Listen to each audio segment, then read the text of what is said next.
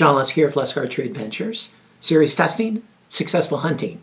Thanks for tuning in again to one of my broadhead tests. I've got a really good one lined up here today. But first, I just want to remind you to please subscribe, okay? Hit the subscribe button, hit the little bell for the notifications as well, because I'm putting out a new broadhead test every week. And as the season gets closer, I'm even going to start doing a couple a week. So you don't want to miss one. Hit the subscribe, hit the bell, and then you get all the notifications, and you can stay up to date on all these different broadhead tests.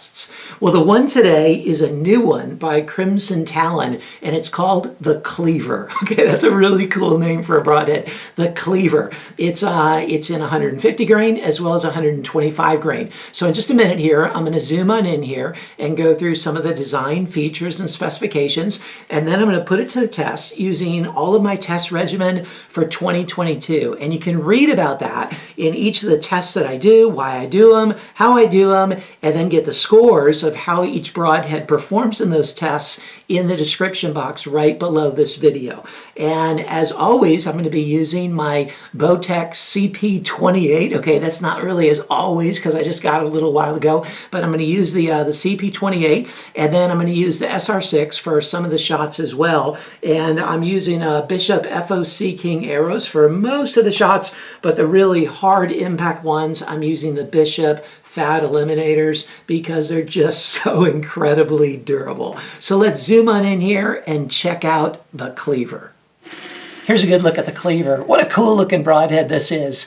Those of you who are familiar with it will notice that it looks really similar to a Grizzly Stick Maasai. There's just some subtle differences to it, and it's about a third of the price. Now this is the 150 grain version. They also make a 125 grain version, and that's the exact same everything except it's vented, and so it weighs 25 grains less. Now the steel that's used here, it's a CR12 MOV. Okay, which is really similar to D2. If you're familiar with D2, it's a nice steel, okay, to use in a broadhead application. The ferrule is made out of 70-75 aluminum, which, like I always say, if you're going to use aluminum to make it lighter, that's a good one to use because it's a lot stronger than the 60-61 and even stronger than some steels. The blades are held in place by 2 set screws, as you can see there. Now the cutting diameter is 1 1/16 inches. So relatively narrow cut, and it's single bevel, and it's sharpened on the back sides as well as on the front. The front has a tanto tip, so it's kind of like double bevel there for that one little portion. Okay, it has a bevel on both sides. That's just to aid in durability. It's got this curved surface that is hopefully going to help with the penetration as well as perhaps with the durability. We'll see. Now, the bevel on here is 23 degrees, and that's really interesting. That's a bit lighter than I typically like to see in a single bevel because like the greater the angle there of the beveling, the more it's going to rotate. Okay, the more torque you're going to get as it penetrates. A lot of broadheads are 40 degrees because you're going to get a lot more rotational force at 40 degrees. Some go down to 35 or 30, 27. This is 23. This is one of the lightest that I've seen, and so that's going to be good in terms of overall penetration because it's not rotating very much. It's going to be challenged with a hard impact on that leading edge, okay? I would expect it to probably experience some edge chatter because it gets pretty thin at 23 degree bevel. And I'm going to do a rotation test, but I would imagine this is not going to rotate nearly as good as the bevels that are above 30, you know, closer to 40 degrees. Although with its thickness of 0.059 inches thick, that's going to help with that. So really cool looking head, especially at the price point. These are just like 10 bucks a piece. Okay, so you can get into the single bevel game with a really cool looking broadhead here for just 10 bucks per broadhead. Crimson Talon does a really good job with its pricing. So I'm eager to put this to the test and see how this CLEAVER performs.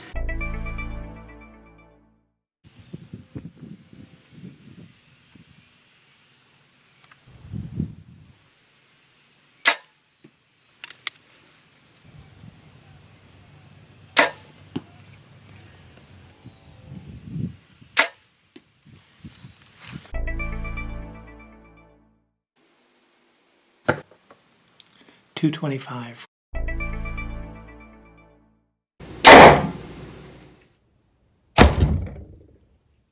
It penetrated 8 inches, and I know it doesn't look like that from the way the lens is lined up with the tape, but that's what it was, 8 inches.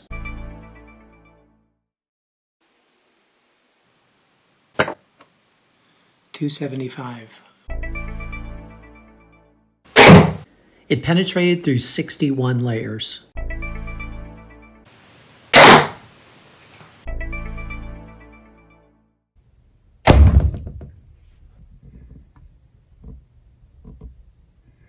It rotated 15 degrees at 11 inches of penetration. It's in perfect condition after 3 shots through the MDF. Here's a good look at the head after going through the steel plate a couple times. And it did fairly well. You know, it still spun true and was in decent shape. Got a bit of edge chattering there on each of the blades from the steel due to that gradual bevel. But overall, did fairly well. Here you can see the classic S cut that comes from a single bevel.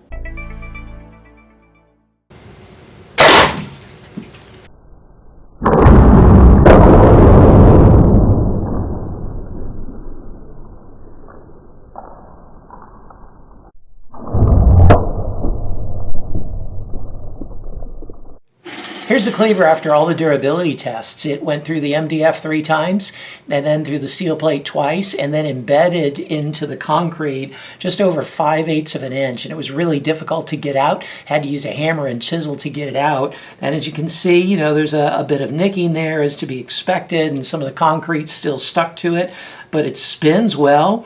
It did get a little bit of a bend to it. I don't know if you can pick that up on the camera, but the end of the broadhead has a little bit of a twist to it. You can see that rotation, but just ever so slightly. Really impressed with the durability of this head, especially at its price point. Now I want to show you some footage of the cleaver in action. You can see it on the end of my arrow there as I'm just about to draw back on these hogs.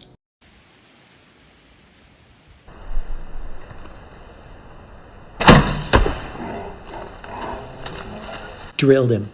The only reason the arrow didn't go all the way through is because it's stuck in the sand on the opposite side. I got down from my stand and saw there was blood right away, so I crawled back up in my stand, just hoping to get another shot at another hog. And then while I was up there, I saw the lighted knock back in the palmettos, so I got down at dark and went and recovered it, and I mean, it didn't go 50, 60 yards. And here's the broadhead afterwards. This is obviously the 125 grain version, and man, it was still in pristine condition. The next night, my buddy Tyler Benson shot a hog with the cleaver. Here's the entrance hole, really nice entrance hole. It literally drilled right through the heart. And then check out the exit hole. Man, it made like a round exit hole. Really impressive. And you can check out the video of the shot, which is pretty spectacular, on his new YouTube channel, Tyler Benson. So what'd you think of the cleaver?